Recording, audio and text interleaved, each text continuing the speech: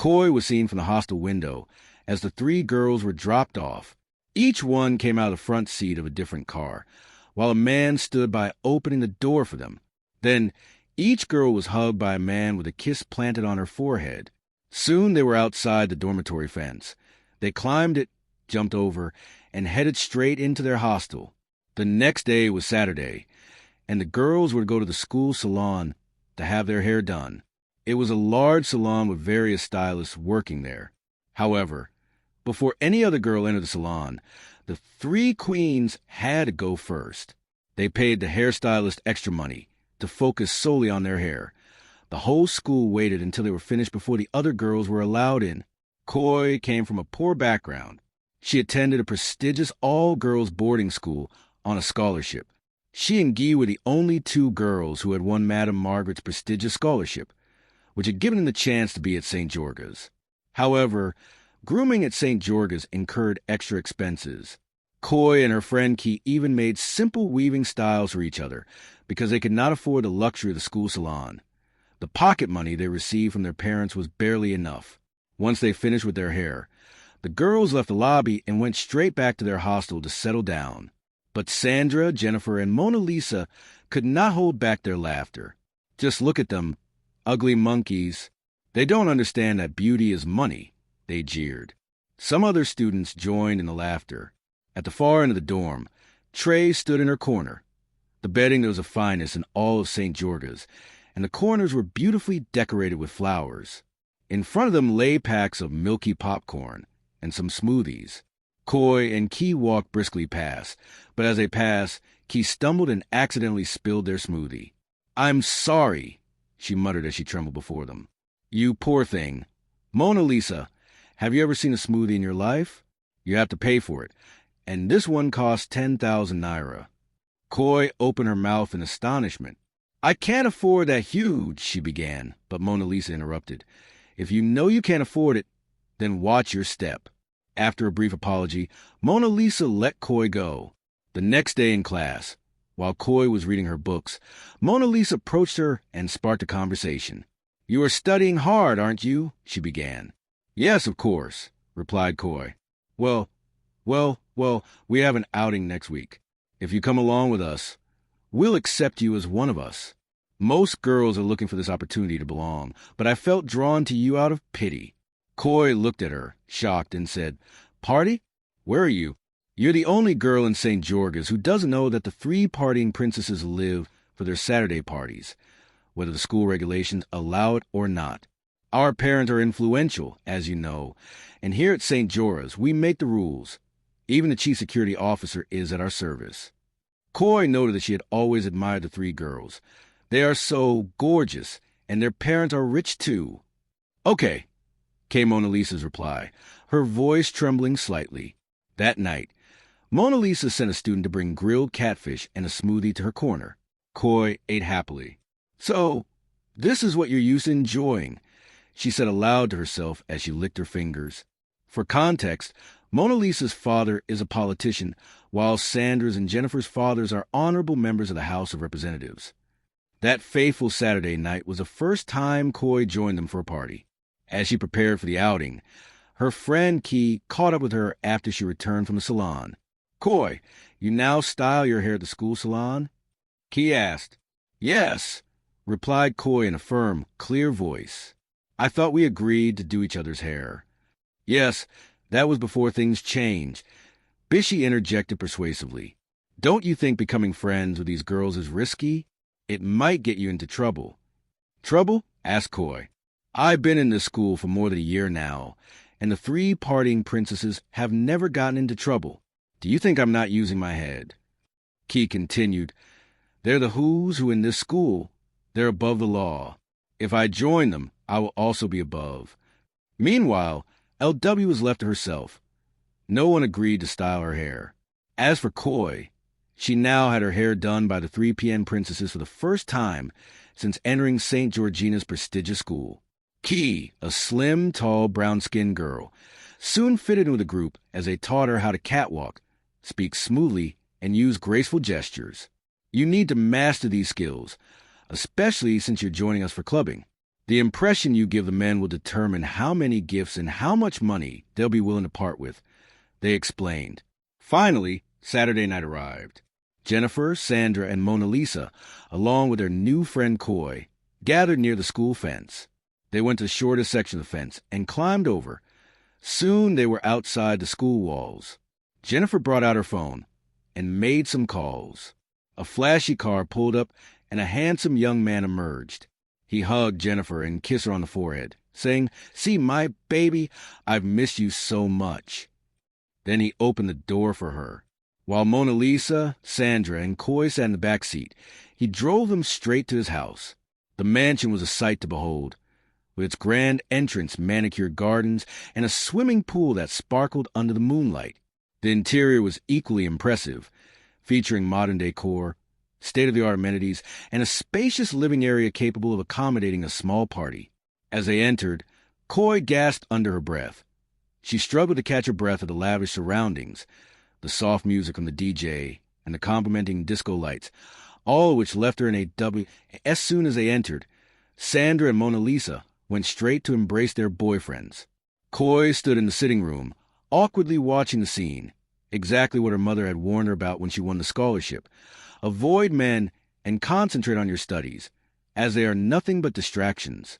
She watched as the three girls kissed their boyfriends passionately and shamelessly. "Come on, girl," Mona Lisa urged.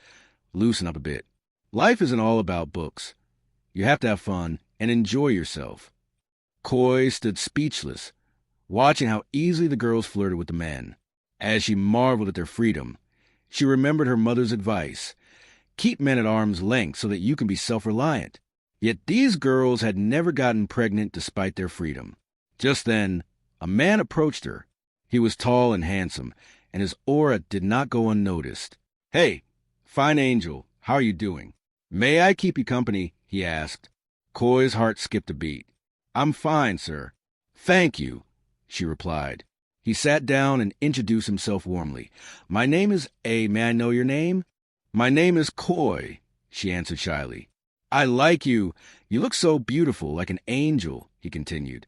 Soon, the other three girls arrived, each holding a glass of whiskey. "Hey, Coy," they said. "Hope you're catching on. You didn't take your drink.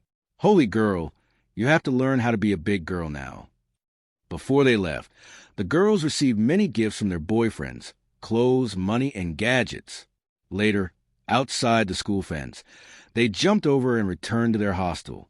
Coy was even given a new iPhone by Kay, who said, "Take this phone, my angel, and don't hesitate to call me whenever you need me." Coy was overjoyed. She had never used an Android phone before, and now she had an iPhone. She had truly become one of the happening girls at St. Judgingus. Coy began calling Mr. K every day. When the other girls were out of the hostel, the three partying princesses would use their gadgets to call their boyfriends, and Coy, too, would call Mr. Ken. Mr. Ken, on the other hand, would call her, praise her, and shower her with sweet nicknames. Coy was happy to belong. She now mingled with the happening girls on campus and had left envy behind. At their next outing, they were at the same venue with their various boyfriends. Each girl entered a different room with her boyfriend, leaving Coy and Mr. Ken alone. When Mr. K moved to touch Coy, she protested, "I can't do this. My mother warned me against it." "Then why are you here?" demanded Mr. K. "Give me the iPhone I gave you," he shouted angrily as he shoved her aside. When her friends returned, Mr. K told them, "Bring me a girl who knows what's up. I don't need these local girls wasting my time." Back at the hostel that day, the girls whispered among themselves, "Look at how you've missed your chance to become a big girl. Why are you so childish? Your mother said, didn't your mother say, we don't even have mothers. Is your mother here with you at school?" "But what if I get pregnant?" asked Coy. "There's nothing like that. And besides, we have drugs that can easily flush away a pregnancy." Finally, Key made up her mind. She wanted to be a big girl after all, especially since Mr. K had even promised to marry her after high school. Coy, however, threw herself at Mr. K with reckless abandon. Every Saturday, she went to their usual meeting place where they ate, drank, and even slept with their boyfriends before returning to the hostel. Soon it became normal for Coy to abort her pregnancies each time she became pregnant. As the months passed, she became totally distracted from her studies. Her position at the top of the class fell, and her grades suffered. She always felt weak and often on the verge of fainting. One weekend, after sneaking out as usual to dance, eat, and drink, Coy returned to find that her period had not come for several weeks. She tested herself with a pregnancy kit kept in the hostel, and the result was positive. She immediately took the abortion pills she had always used, expecting the pregnancy to be flushed out as usual. To her amazement, nothing happened despite taking even more pills. Coy was in a dilemma. She did not know what to do. She quickly told her friends, Sandra, Jennifer, and Mona Lisa, but they could not help her. Why are your things always different? We've taken care of our issues ever since we started working on the streets. You just joined 6 months ago, and now you want to get us into trouble? After saying this, they stopped coming around, avoiding her like a plague. Her stomach began to bulge, and her pregnancy had now passed 3 months. One Saturday night, Coy went to Mr. Ken's place by herself. Since a month ago, Mr. K had learned that Coy was pregnant and had refused to answer her calls. Determined, she visited him at the house she knew as his. Knocking at the gate, fully prepared to face him, she was met by a very beautiful, elegantly dressed woman who opened the gate. "I'm looking for M. Coy," the woman said, her heart racing. "Oh, he drove my husband out," replied Madame Lorita. "Can I wait for him?" asked Coy. "And who are you?" inquired Madame Lorita. "I'm his girlfriend," Coy replied. Madame Lorita laughed, clapped her hands together, and asked, "His girlfriend or one of his girlfriends?" Coy was baffled. Her heart raced even more. "I can't go back, Mama. I'm pregnant by him." "Pray what?" "For a married man whose wife and children are in the village."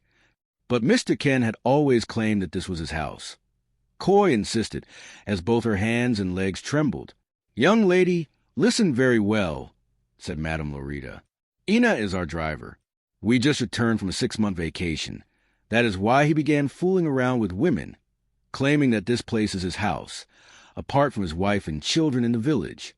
You are the third lady who has come here to claim you are pregnant by him." Dumbfounded, Coy sat on the floor and put her hands on her head as she sobbed, cried, and wailed. "Stop, my dear. Do you have a mother?" asked Madame Lorita. "Yes," Coy replied.